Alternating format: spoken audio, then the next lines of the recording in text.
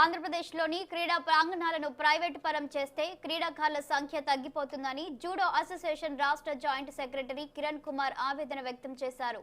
మీడియాతో మాట్లాడుతూ sports authority of Andhra Pradesh అధ్యక్షుడు ప్రభాకర్ రెడ్డి క్రీడా మైదానాలను ప్రైవేటీకరణ చేయడం పట్ల కిరణ్ ఆగ్రహం వ్యక్తం చేశారు.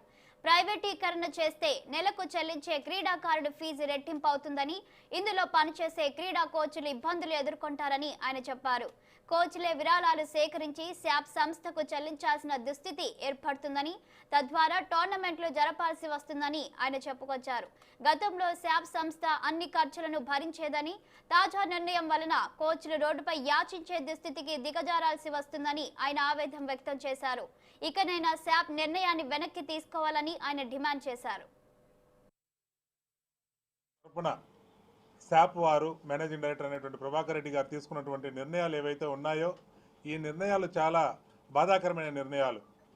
మొన్న ప్రెస్ మీట్లో శాప్ చైర్మన్ బైరెడ్డి సిద్ధార్థ రెడ్డి గారు కూడా ఒక మాట అంటూ, ఏదైనా శాప్ సంస్థలు ఎక్కడైతే ఉన్నాయో, ఇప్పుడు తిరుపతి కాంప్లెక్స్ ఉంది, అలాగే స్టేట్ మొత్తంలో ఎక్కడైనా రెగ్యులర్గా వచ్చే వీళ్ళు పెట్టిన ఏదైతే వీళ్ళు టెండర్లు కాల్ఫార్ చేశారో దానికన్నా ఎక్కువ అమౌంట్ వచ్చేట్టుగా ఉంటే వాటిని ప్రైవేట్ పరం చేయకుండా అలాగే ఉంచుతామన్నారు. అది చాలా ఆనందించదగ్గ విషయం మాకు.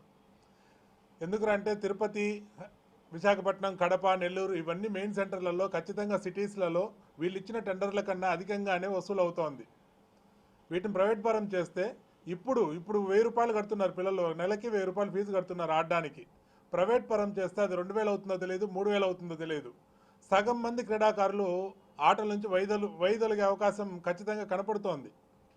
కాబట్టి ఈ ఏదైతే శాప్ మన ఇండోర్లు ఏవైతే ఉన్నాయో ఇవి ఏదైనా మారుమూల ఏదన్నా ఉంటే ఉపయోగంలో లేనటువంటివి అలాంటి వాటిని డెవలప్మెంట్ కోసం ఇస్తే అది ఉపయోగపడుతుంది తప్పితే రెగ్యులర్గా ఉన్నటువంటి శ్రీనివాస స్పోర్ట్స్ కాంప్లెక్స్ లాంటి కాంప్లెక్స్లు ఇవ్వడం బాధాకరం. ప్లస్ ఇంకోటి ఏమంటే వాళ్ళు ఇచ్చినటువంటి నోటీస్ ఏదైతే ఉందో ఆ నోటీసులో అక్కడ ప్రస్తుతం శాప్ ఆధ్వర్యంలో పనిచేస్తున్నటువంటి కోచ్ల పరిస్థితి కానీ, అలాగే అక్కడ ఉన్నటువంటి ఉద్యోగుల పరిస్థితులు కానీ దానికి సంబంధించినటువంటి ఎటువంటి పాయింట్ ఇవ్వలేదు.